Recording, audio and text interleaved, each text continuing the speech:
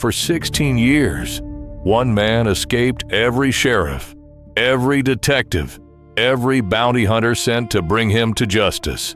His name was Jesse James. Each failed pursuit only made his legend grow. So how did America's most wanted outlaw finally die? Not during a bank robbery, not in a gunfight, not while running from the law, but inside his own home, at the hands of a man he trusted.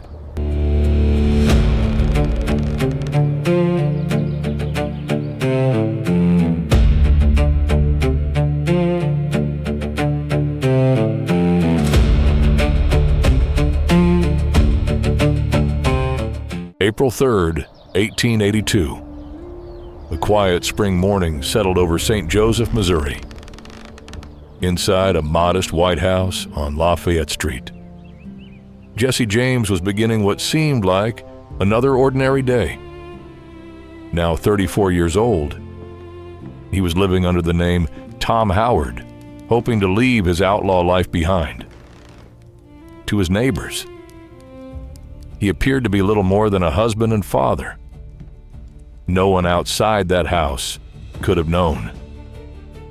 This would be the final morning of Jesse James's life. Jesse James wasn't alone that morning. Sharing the house with him were two young men. We need to be ready to move on. Brothers Bob and Charlie Ford. Whatever you say, Captain.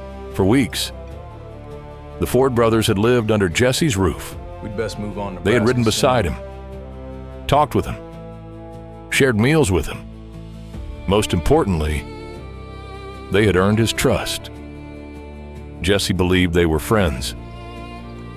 The Ford brothers already knew we have a busy day ahead of us. they were about to become something very different. It's a fine The morning passed quietly. The three men talked, making plans for the day ahead. Some accounts suggest they discussed another robbery, whether those plans were real or simply another conversation between outlaws. No one can say for certain. What is certain is that Bob and Charlie Ford were waiting, not for the right opportunity to rob a bank, but for the right moment to betray the man sitting beside them. As the morning wore on, Jesse noticed something unusual, not with the Ford brothers, but with a framed piece of needlework hanging on the wall. Dust had gathered across the top of the frame. It was a small detail, the kind most people would never notice. But Jesse James did. Without a second thought, he walked toward the picture. To reach the picture, Jesse first removed his gun belt. He carefully laid both revolvers aside. It was an ordinary gesture, one he had probably made hundreds of times before. There were no raised voices, no warning, no sign that anything was wrong. Only a quiet morning and complete trust. Jesse climbed onto the chair and reached toward the dusty picture. For just a few seconds, his attention was somewhere else. Behind him, Bob Ford made his decision. The shot echoed through the small house. Jesse James never spoke another word. He was 34 years old. For several long seconds, no one moved. I think it The did. man who had spent 16 years like a escaping pistol shot. posses, detectives, and bounty hunters, now lay motionless on the floor of his own home. Jesse James was dead. He was just 34 years old, one of the longest and most famous manhunts in the American West. Had ended, not with a shootout, not while fleeing the law, but with a single shot, fired from behind. Bob Ford didn't run. He didn't hide. He believed he had done exactly what Missouri Governor Thomas Crittenden wanted. For months, the governor had quietly pursued Jesse James. Now, Bob expected to collect the reward and finally be recognized as the man who had ended America's most famous outlaw. Instead, he was about to discover that history had something very different waiting for him. Bob Ford expected applause. Instead, he was met with outrage. To many Americans, Jesse James was no longer just an outlaw. He had become a legend. a former Confederate guerrilla who, in the eyes of many former Confederates and their sympathizers, had come to represent a defeated South, shooting him from behind, while he stood unarmed in his own home, was seen not as an act of courage, but as an act of betrayal. Public opinion turned against Bob almost immediately. Before long, folk songs would forever remember him by a different name: the dirty little coward. It was a reputation he would never escape. In the days that followed, Governor Thomas Crittenden honored the agreement. Bob and Charlie Ford were quickly pardoned. They also received only a portion of the reward they had expected, but the money changed nothing. Across much of America, Bob Ford was not celebrated. He was remembered as the man who shot Jesse James in the back. The reward he had risked everything to claim would never buy the respect he thought it would. Unable to escape the shadow of Jesse James, Bob Ford made a remarkable decision. He took his story on the road. Together, Bob and Charlie Ford reenacted the assassination before paying audiences across the country. At first, curiosity filled the theaters. People wanted to see the men who had brought down Jesse James. But curiosity slowly turned into hostility. Night after night, Bob was forced to relive the moment that had made him famous. The performances kept his name in the public eye, but they earned him very little respect.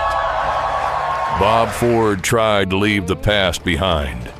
He left the stage and headed west in Walsenburg, Colorado.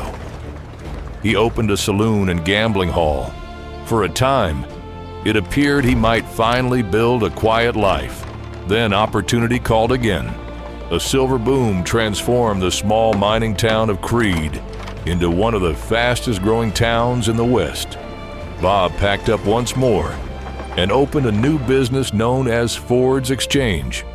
But just 6 days later, a devastating fire swept through Creede. Much of the town burned, including Bob's business. He rebuilt. But there was one thing he could never rebuild: his reputation.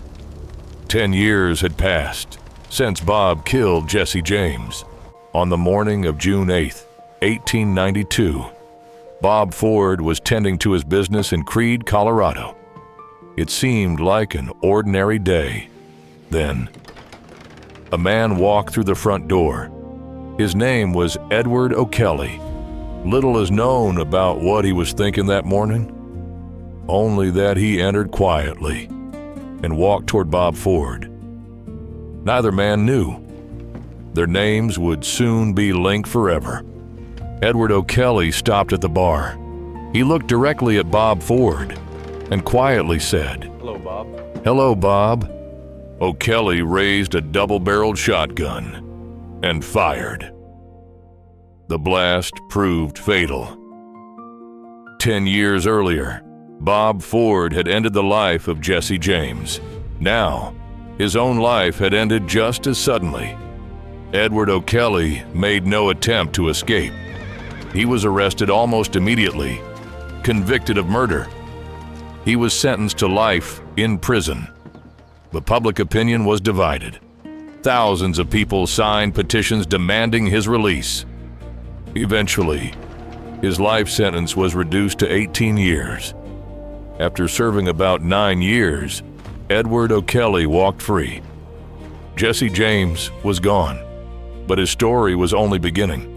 Over the decades, his life inspired books, songs, stage plays, Hollywood films, museums, and generations of historians searching for the truth behind the legend. More than a century after his death, people still visit the house where he took his final breath. The outlaw died in 1882, but the legend never did. So, who was Jesse James? The answer depends on who you ask. To the law, he was a violent outlaw responsible for robberies and murder. To many former Confederates, he became a symbol of a defeated South. to newspaper editors. He sold headlines. To dime novel writers. He became larger than life. And to generations of Americans, he became one of the most enduring legends of the American West. Perhaps that is why his story has survived for nearly a century and a half. Not because everyone agrees about who Jesse James was, but because they never stopped debating it. On the morning of April 3rd, 1882, a single gunshot ended the life of Jesse James. But it did not end his story. Nearly a century and a half later, his name still sparks debate. Outlaw, murderer, Confederate guerrilla, folk hero, legend. History rarely gives us simple answers. Perhaps that's why stories like Jesse James continue to be told. Not because everyone agrees, but because every generation asks the same question. Who was Jesse James? Really? Thank you for letting me tell you a story.